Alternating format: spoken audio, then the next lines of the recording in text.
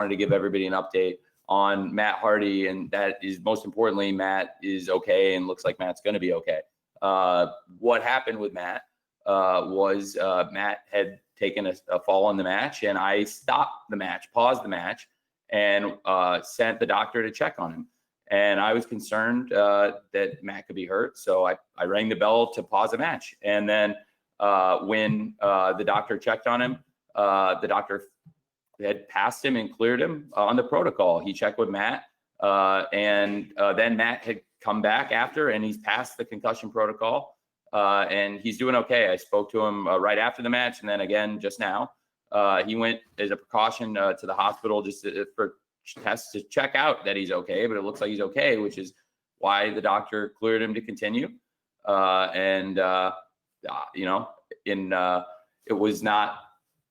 It was not something any of us enjoyed, and it was something that was a scary moment. But the most important thing is that Matt is okay, and we're all really glad about that.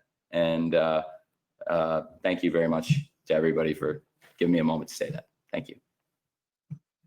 Thanks, Tony. We have a few questions. The first question is from Justin Barrasso at Sports Illustrated. Justin? Sure. Tony, thanks for the opportunity to ask. I'm going to follow up on the Hardy-Guevara match. Sure. Just for a little more clarification, and thank you for touching on that. It looked like Hardy was adamant that he continue, which in that tenuous situation is completely understandable, but also highlights the reason why there's a medical team in place to make those decisions. It's really tough because you're in real time on pay-per-view. It looked, from to the blind eye, like the medical team may have been overruled. Was there time to make a proper decision? Yes, there was time. It was a good amount of time, Justin. So yeah, there was. I'm sorry. If you have another question, please follow up with it. But I just want to let you know. Okay. Thanks. Great. Okay. Well, the doctor did clear him. Matt did not pressure him, and Dr. Sampson would not be pressured into clearing anybody. He's pulled people from our shows without hesitation, whether it's been for over something with a blood test or with an injury. And he's really strict about that stuff. And that's why when people have had injuries that he didn't feel comfortable about people doing physicality or wrestling with, we never put those people out there. So I never would have gone against the doctor's decision. And most importantly, Matt would not have been able to overrule the doctor's decision, not with the doctor himself or with me. And so that is what happened. The doctor cleared him, which is the first and foremost important thing. Matt also did want to continue. But the doctor cleared him. So at that point, when the doctor cleared him to continue, Matt clearly wanted to continue. That's why we continued. Thanks. Okay, next question is from Joel Torres from Contralona. Joel? Hi, Tony. How you doing? I'm good, Joel. Thank you. Thank you. I just want to ask you, here, I'm from Puerto Rico, and we have seen a lot of talents from Puerto Rico, Mexico, and Cuba, and other places in AEW. I want to ask you, is this something that we are going to see continuously in AEW? I know, they're having a great spotlight here in All Elite Wrestling. What are your thoughts about that?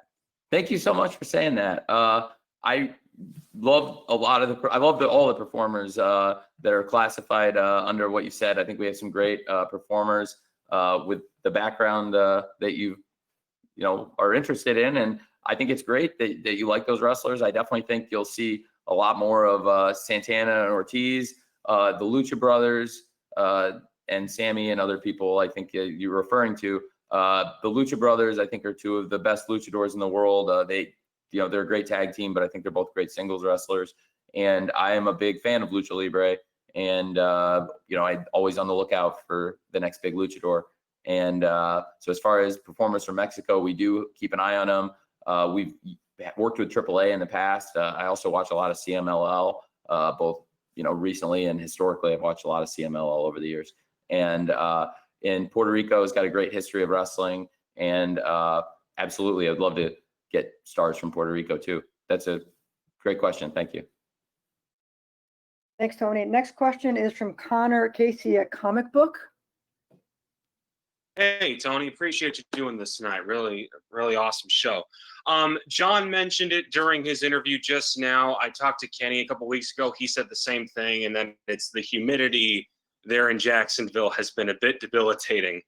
Have you been given any sort of update as to when you guys will be allowed to start performing inside of indoors and start touring again? Has there been any update on that front? We're allowed to perform indoors. It's a choice. I think pushing hydration very hard. There have been a lot of lectures. The doctors strongly push it. I've strongly pushed it. And the coaches and referees strongly push everybody. And we push the referees and coaches and all of us to drink a lot of water, which is why we have literally thousands and thousands of water bottles around here. And it was certainly no shortage of supply of water bottles around Daly's place tonight. And any of the shows we do for that matter, we've really been pushing it.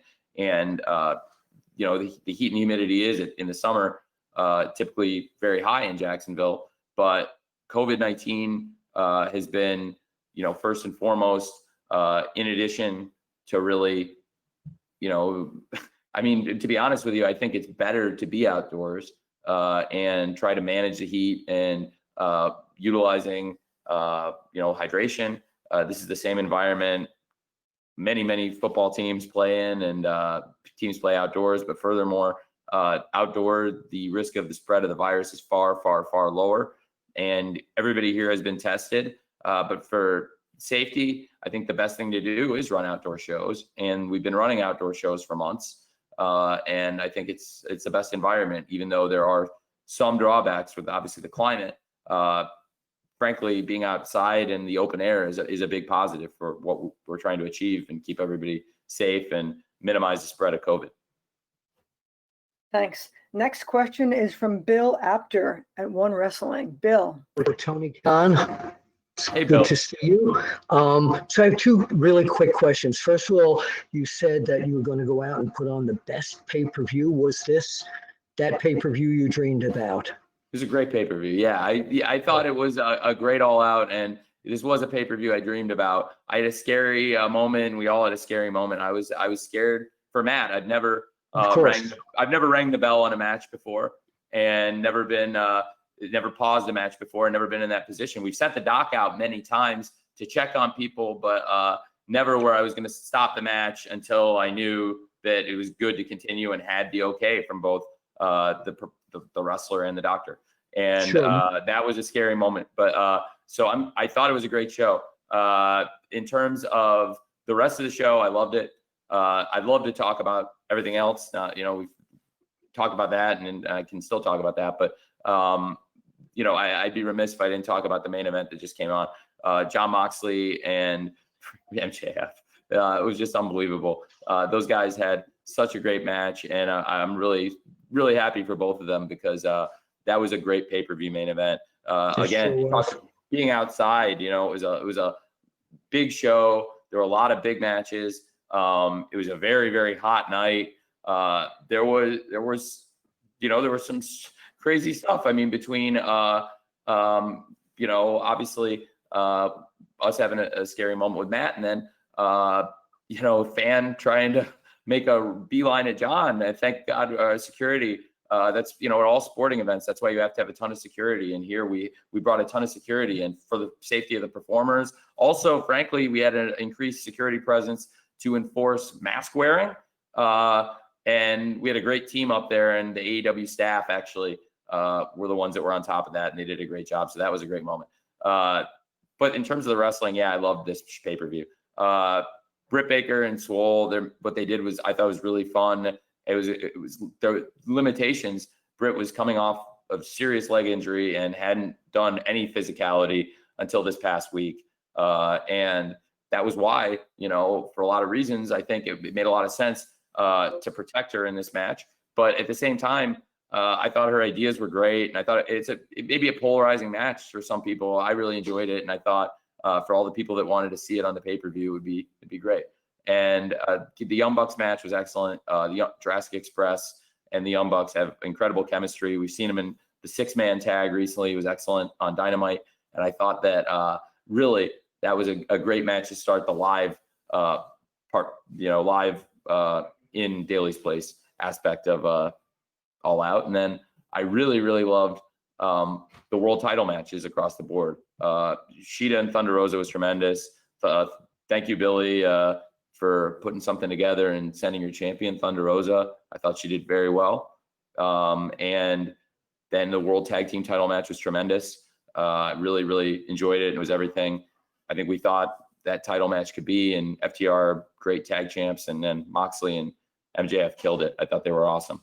And it was a great main event. So I loved the show, even though there were a couple of moments where I was nervous. Thanks. Next up, we have AJ. AJ, question for Tony? Hello. My question for Tony is, we've seen Matt Cardona a few times on AEW Dynamite and the pay-per-view. Is he getting signed to AEW soon?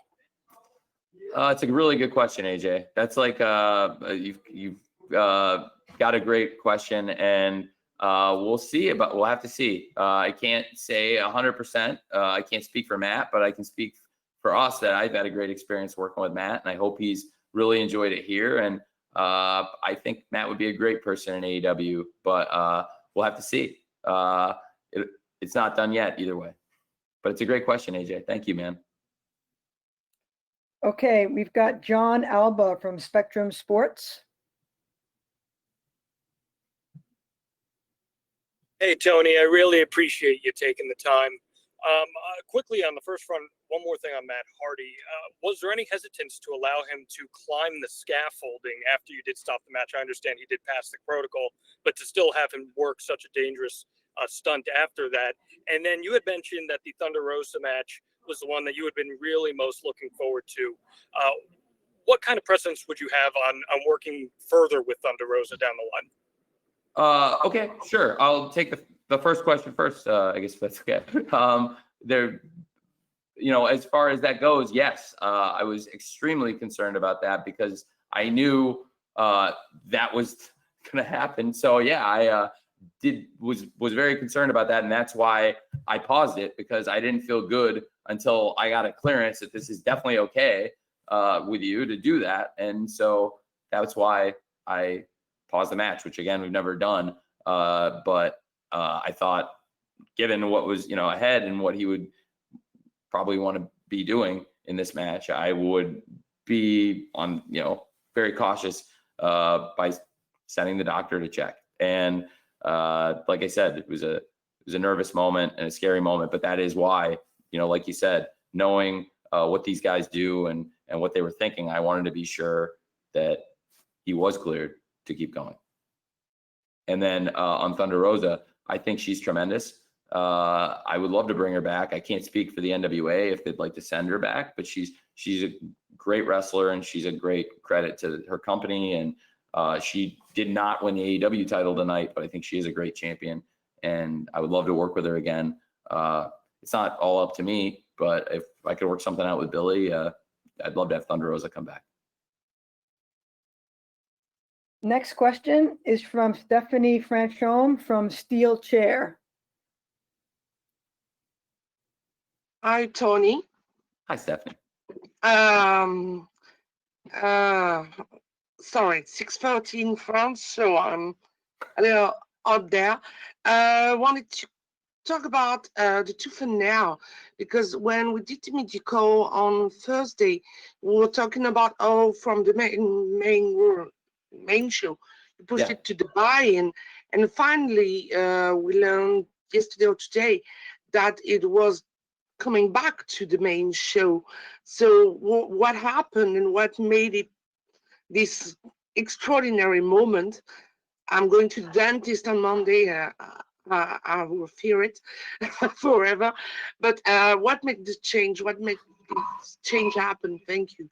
I was at the dentist's office when we were filming I was really enjoying it, and I was there, and I was keeping an eye on the timing.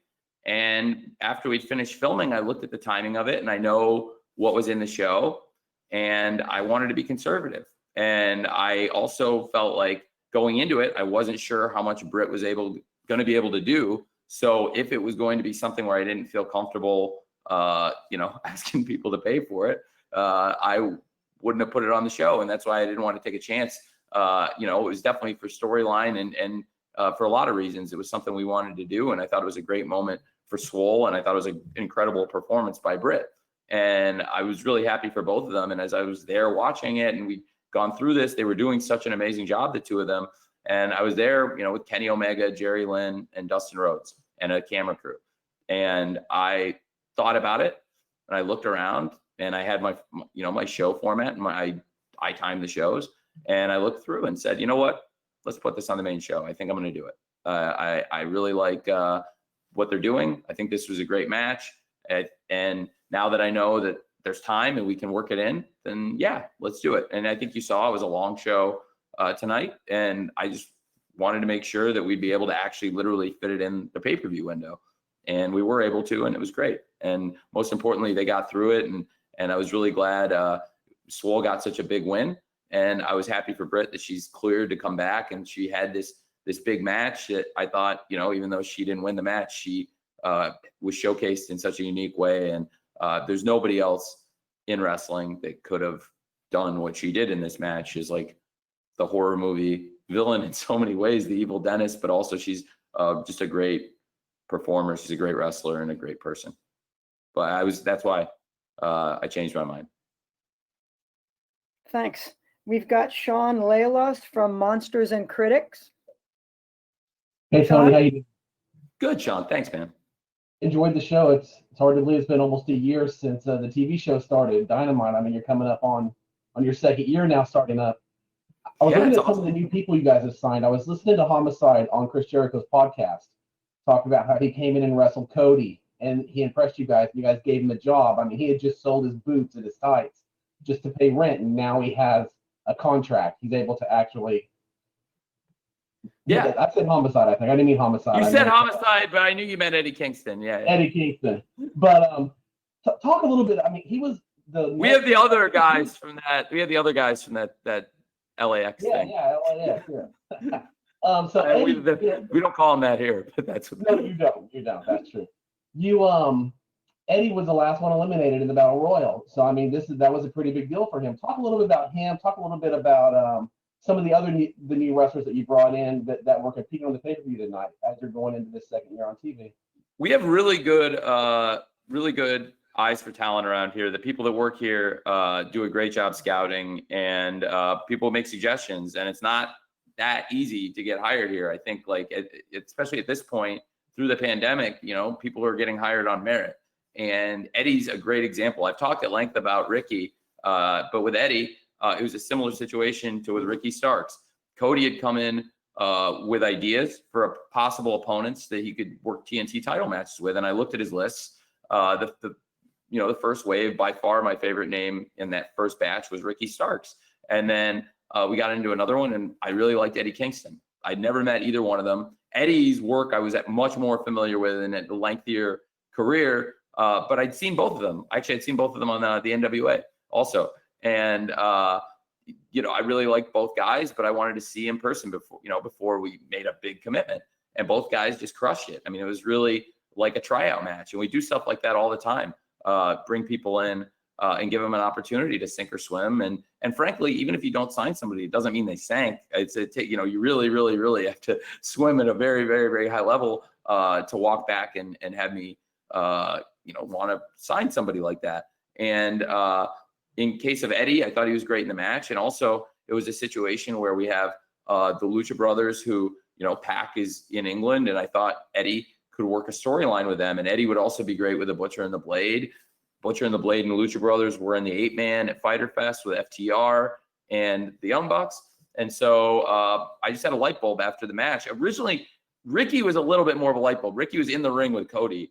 And it was like, oh, this guy's great. This is what you'll do with him. And, that's where Ricky is now. It's like on the spot, it was pretty obvious. But with Eddie, he had this great match. And I knew we could do something with Eddie. His promos are so good, and he's got such good presence, and he's a great wrestler. And so that's, with Eddie, it took a little bit longer to come up with the idea as opposed to Ricky right away. But a lot of great people coming into AEW. There's more great people coming into AEW.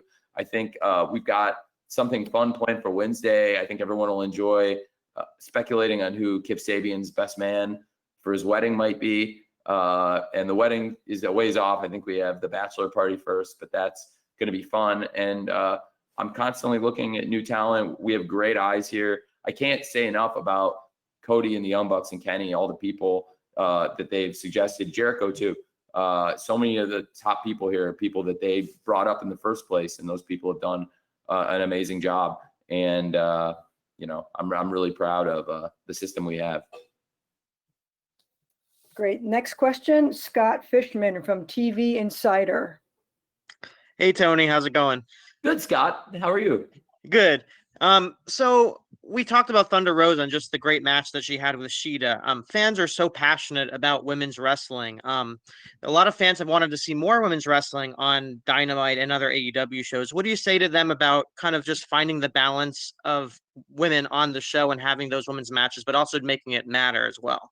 Well, the match that Thunder Rosa had with Serena Deeb, this past week, was one of the best matches we've had on Dynamite in a long time, and not just women's matches. It was a great match.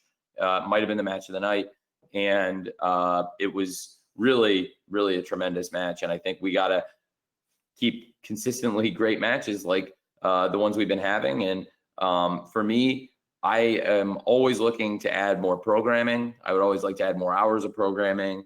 It's no secret that we are looking to add a third hour of television on TNT, which will open up more opportunities for people on the roster. But we're also looking at adding more series, streaming properties, and I'd like to expand the roster, and I'd also like to expand our programming to give more hours in the week for the roster to perform. And I think there's demand for it. Last question from Justin Schullegal at 98 Rock, Baltimore. Justin? Tony, really appreciate your time tonight. Fantastic pay-per-view, as they always tend to be. And I want to get back to something that you just touched on prior with Kip Sabian. Really funny segment about the upcoming bachelor party and the wedding. And at the very end, you had a nice little bit about some of his social media and streaming services, which I know a lot of people have been discussing in the past couple of days with one of your competitors actually shuttering it and shutting it down and sort of squashing it. What is AEW's official stance on your wrestlers' secondary and tertiary revenue streams such as Cameo, Twitch, YouTube? What's your stance on your performers and your entertainers turning to those sources of revenue and entertainment to reach out to their fans? It's a very topical question. It's a good question.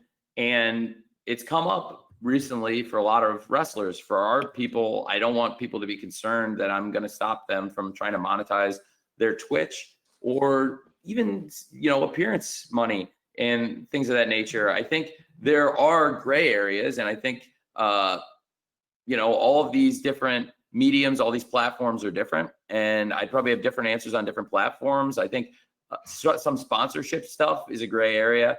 If one of your big star wrestlers was to go try and get like a Pepsi sponsorship under their Twitch and not as a wrestler, you'd be like, well, that seems like you're trying to circumvent the company maybe. But for the most part, I think that, I support people going out and trying to go out on Twitch and monetizing that platform. And I'm okay with people monetizing their YouTube, which I think is very clear here because a lot of people have YouTube shows. And famously, being the Elite, the Young Bucks show is not on the AEW channel, but we support it and our wrestlers are all over it. And but it's not AEW show. And I think a lot of our wrestlers have their own vlogs and shows and social media properties. So it's a great question. I think Kip wanted to have some fun, and I thought it was fun. Kip is big on Twitch, and that's one. I don't know every platform. I'm not on every platform, but that's one platform I know is really popular and Kip loves, and I'm not gonna try and stop him from using it. So I guess that's kind of it. I think it's different, depending on what platform you're talking about and how you're addressing it. And I definitely think I wouldn't tell people they can't do anything outside the company, though. That seems too unfair and pretty strong policy. I don't know, and I'm not saying anybody else has that policy, but as far as like saying you can't do anything outside of what we're doing, I wouldn't do that. Thanks very much, Tony. And thanks to everyone for joining us tonight. We hope you enjoyed the show, and we're looking forward to seeing you at the next one. Thanks again, and have a great night. Thanks, everybody. Great to see you.